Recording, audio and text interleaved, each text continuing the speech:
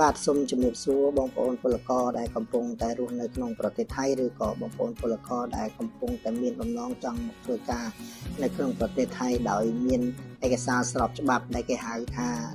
Visa MOU នេះបាទសម្រាប់បងប្អូនមួយចំនួនគាត់នៅតែមានចម្ងល់ទាក់ទងនឹងការធ្វើ MOU តើគាត់នឹងទទួលបាននៅអ្វីខ្លះដូច្នេះខាងក្រុមហ៊ុនសូមធ្វើការបកស្រាយដើម្បីឲ្យបងប្អូនដែលមានចម្ងល់បានទទួលដឹងថាតើឈុត MOU នេះគឺ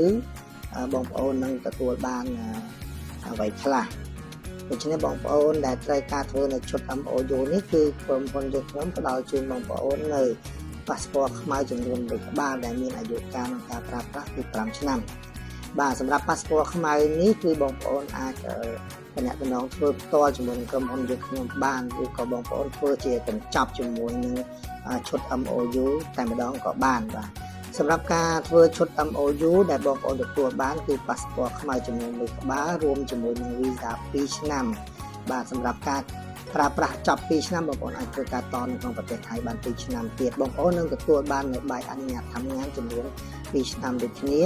ហើយបងប្អូនទទួលបាននៅប្រកាន់សុខភាពដែលក្រុមហ៊ុនជាអ្នករ៉ាប់រងការទិញជូនចេញលុយថ្លៃពិនិត្យសុខភាពជូននិងថ្លៃឡានត្រឡប់ទៅវិញសម្រាប់បងប្អូនដែលធ្វើនៅកញ្ចប់ MOU នេះ